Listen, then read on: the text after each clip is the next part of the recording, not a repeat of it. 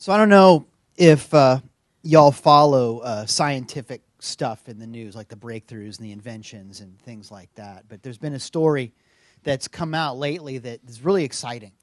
Scientists have been working on it for years and years and years. Over at the Hallmark Channel, they're working on a second plot.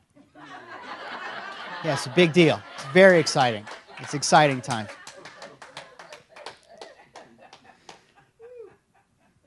There's a reason why we keep telling the same stories. And it's not even the story. The story is that we like the story, if you know what I mean.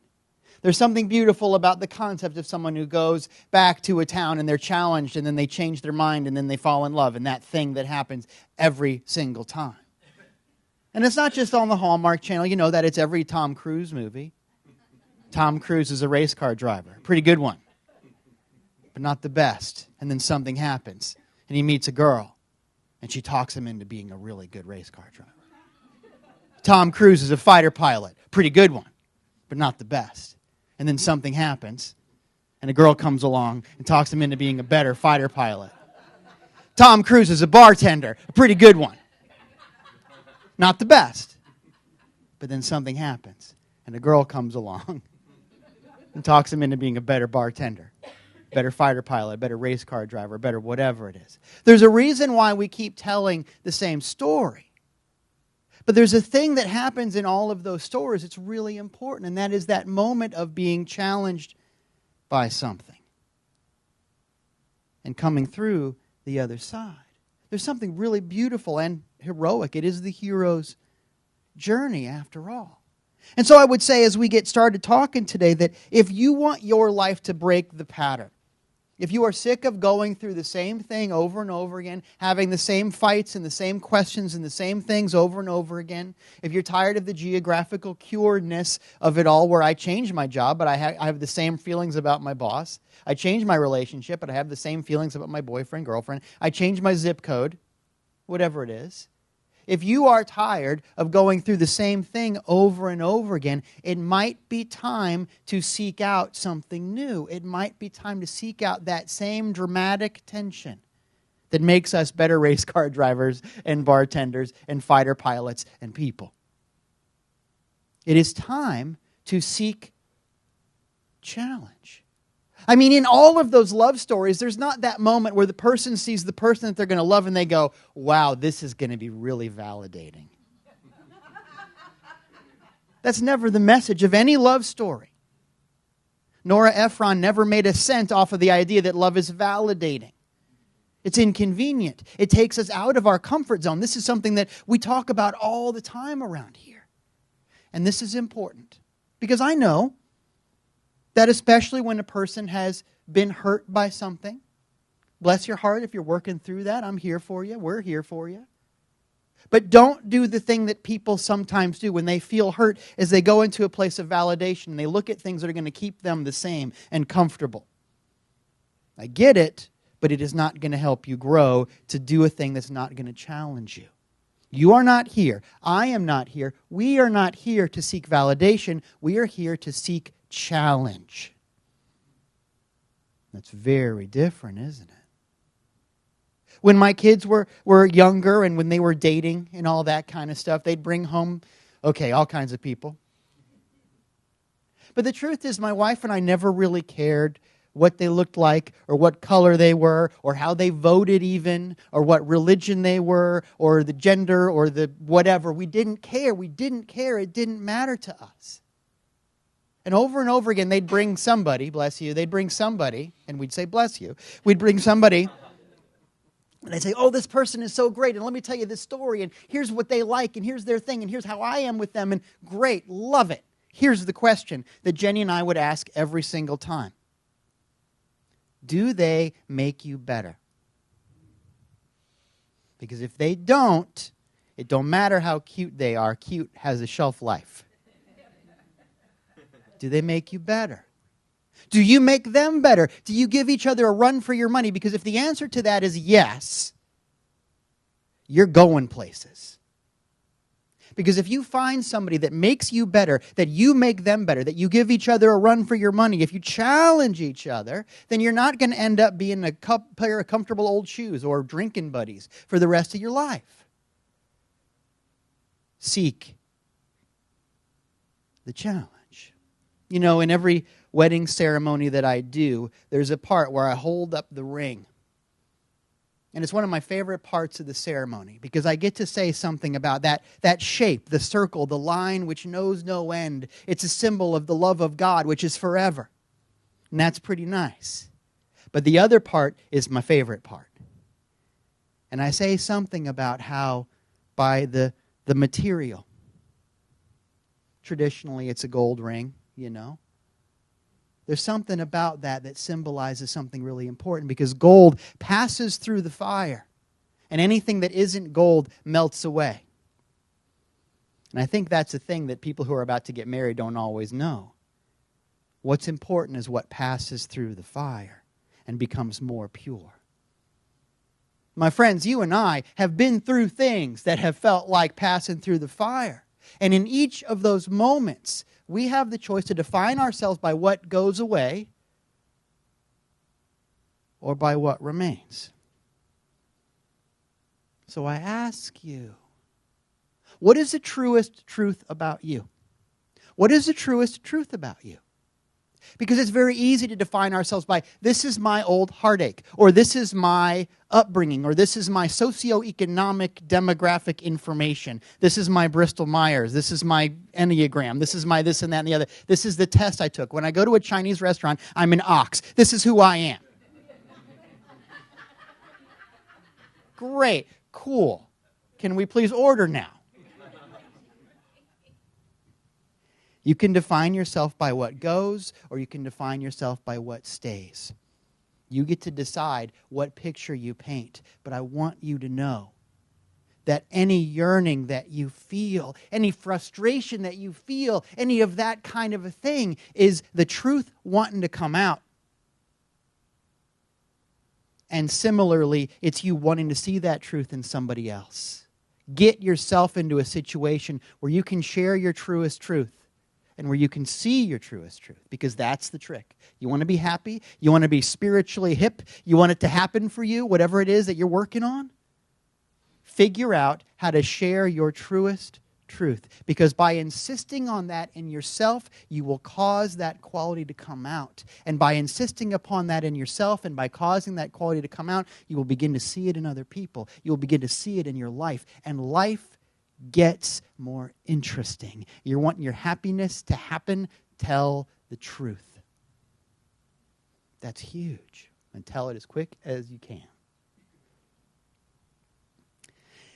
It makes me think of a saying that I have kind of a love-hate relationship with. And it's one I bet you've heard before. It goes like this. Happiness is an inside job. You ever heard somebody say that? It's sweet, right? Happiness is an inside job. And I like the idea of that. You can choose that. Okay, I get it. But, there's some places in there that doesn't feel right. I don't want to get all Immanuel Kant on you, but there's a sentence that you say a lot. But a good test of if something is a good thing to say is, can you say it to everybody? You can say happiness is an inside job to people who all agree with you, and that's cool. All right, great. But do you want to go to the cancer ward and go, happiness is an inside job, cheer up? Do you want to go to somebody in a war-torn part of the world and go, happiness is an inside job? Really? Because it sounds a little like victim blaming depending on how you say it. No bueno. There's more to the story. It's not a bad thing to say, but it's not always the right thing to say.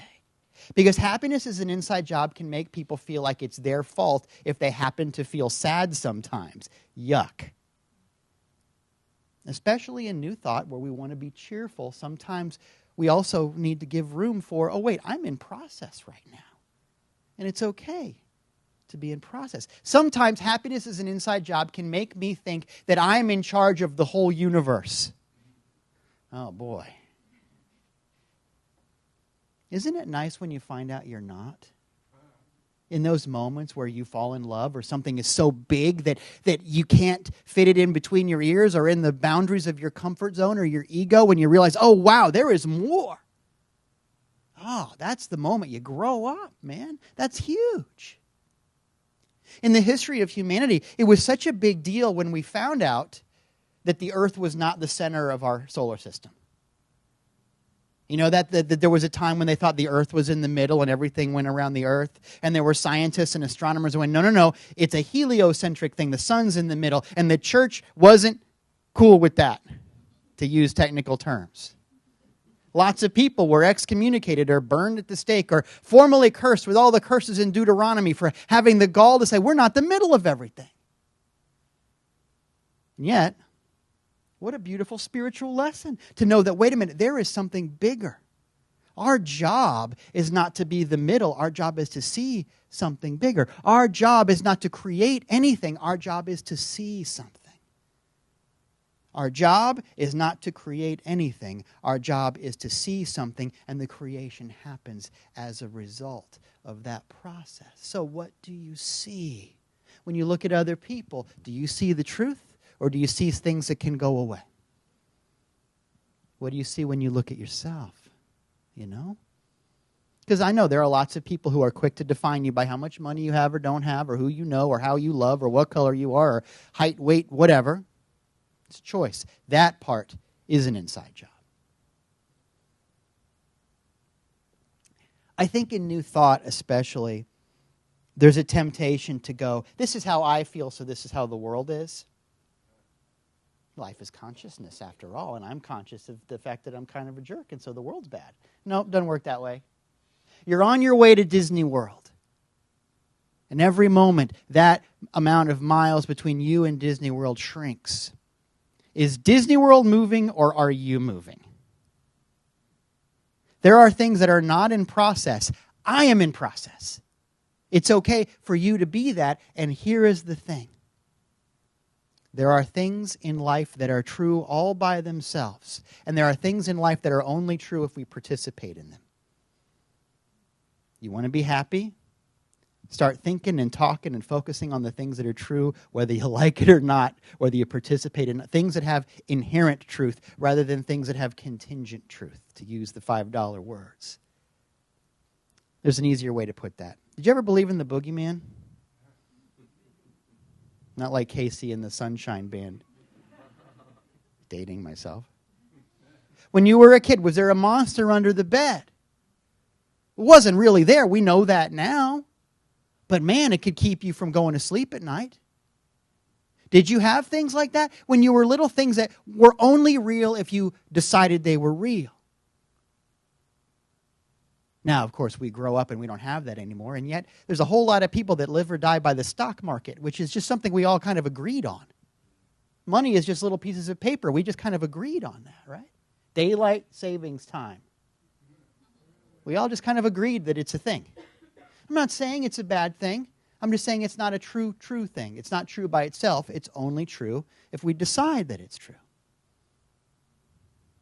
If something is only true because you agree with it, it's not very important. And it sure as heck isn't something to base your life on. Find the things where if the tree falls, it makes a sound even if you ain't there to hear it, if you know what I mean. Think on those things that carry their own truth.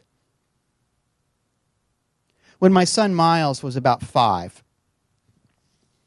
he had a friend over, and Miles was acting crazy because 5.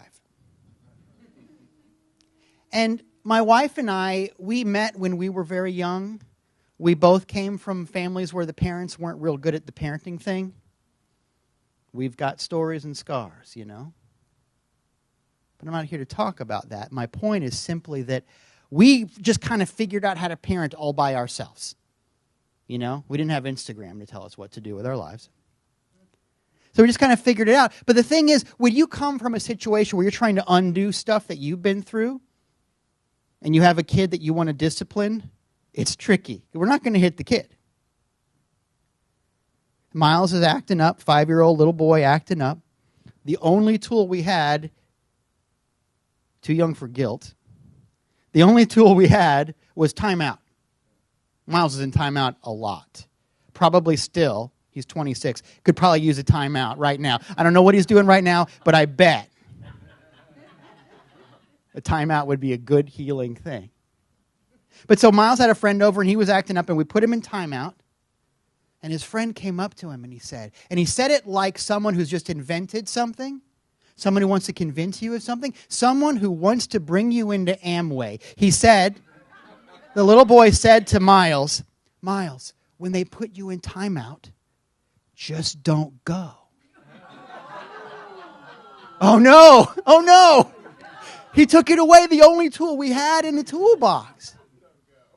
But you should have seen the light come on for my son.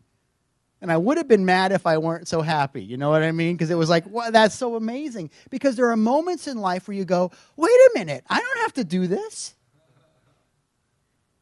How many relationships have you been through that you thought were going to make or break you? How many jobs you thought defined you and they're gone and you're here? How much has passed through the fire and left you with pure gold, you know?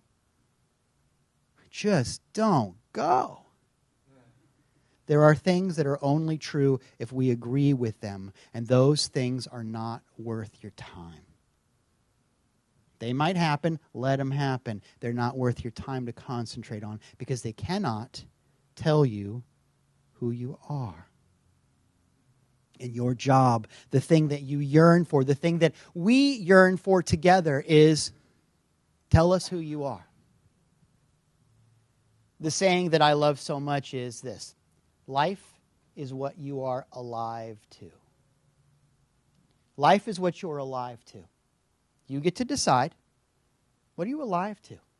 Not what you think is cool, not what do you have to do, not where do you pay your money.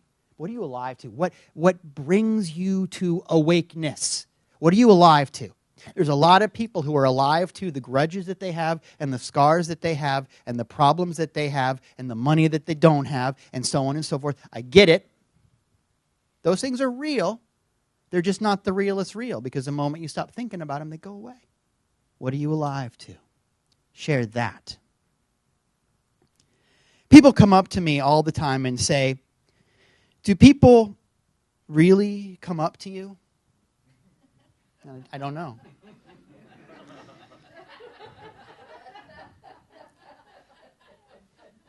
People come up to me when I do counseling and things like that, and I do a good bit of that. It's an honor to get to do that. But a lot of times they have the same question, and that question is, what do I do? Here's the things I got going on. Here's my situation. Here's what happened. Here's what I want. What do I do?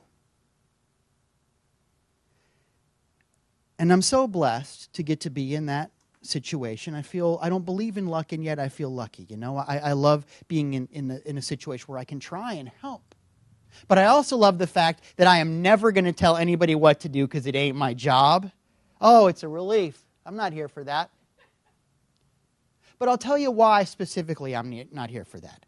Not just because it's none of my business, but also because it's the wrong question. I understand why people ask the question. Sometimes I forget and I ask the question too, but it's not the right question. If you have to ask, what do I do? The answer is you shouldn't do anything. You should take a breath. You should stop for a second. If you have to ask, then it ain't time to do anything. Because there are things that you have experienced that you have forced. How did that work out for you? Oh, I'm going to make myself like this person. It's going to be great. Enjoy therapy. I'm going to make myself do this. And I'm not talking about, you should probably eat broccoli. That's not that. You know what I'm talking about. We're grown-ups. You know the difference. If you don't know what to do, the answer is stop and don't do anything. Because there are things that you don't have to ask about. If you're babysitting a child and they try to eat the food out of the dog bowl, you just stop them. You don't have to go, what should I do? They want to put their hand on the hot stove. You don't go, let's see how this turns out. You know when you know. And I'm here to tell you that a big hunk of life can be like that. When you fall in love, you don't have to ask, what do I do? Because you just do it. That's why they call it falling. Life can be like that. You are allowed to fall in love with it. Find the things that you just do because there is no choice about it. Because I gave you water because I knew you were thirsty. That's all. There was no committee. Find those things. And yes, I get it. In our life, we are educated and muffled and suffocated almost by all of the obligations and have-tos and contingent reality things. I get it. We're trained. We're indoctrinated by it. I get it. So it might be that it's a very small list of things that are like, oh, I have to do this. This is calling to me. It might be a small list. But to the degree that you give yourself to that, it will get stronger in you. What do I do is the wrong question. The question is, what do I see? What do you see? And it's Christmas time. And I always think of this story, and it's a story that I did not experience because it's an Italian culture thing and I just didn't grow up Italian. But in some Italian families, they're not really big on the Santa Claus concept. Instead, there's a different idea. Maybe you know about it. Some people know about this. The story is that when the 3 wise men came, they went to this lady's house, and they said, we need your help bringing presents to the Christ child. And she said, I got stuff to do. I'm too busy. I have chores. And so she let them go on their way. I love that. It's not the whole story. Don't worry, there's more. Hang on to me. And then she got her chores done and she realized, you know what, I've missed a really important opportunity. But I don't know what house to go to. And so the legend is that she goes to every single house and gives presents because that might be the house where the Christ child lives. And I love that. Because that's what we're supposed to do. What if every child is that divine spark? What if every person is that child? Then we have an obligation to show up for them. That's what Christmas is. Give your presents and show up and give your presents. What if every face is the face of the divine? What if yours is? Well, then what are we worried about, whether or not the Zoom call went through? There are things to worry about and there are things to think about. And you get to decide which is going to define you. So again, I ask you, what is your truest truth? If you can find it, it is something that you have been burning to share. Yes, there has been heartache. Yes, there has been a passing through the fire, but you are more pure for it. Let us see your beauty. Everything else, take care of itself. Because after all, freedom is a choice. Thank you.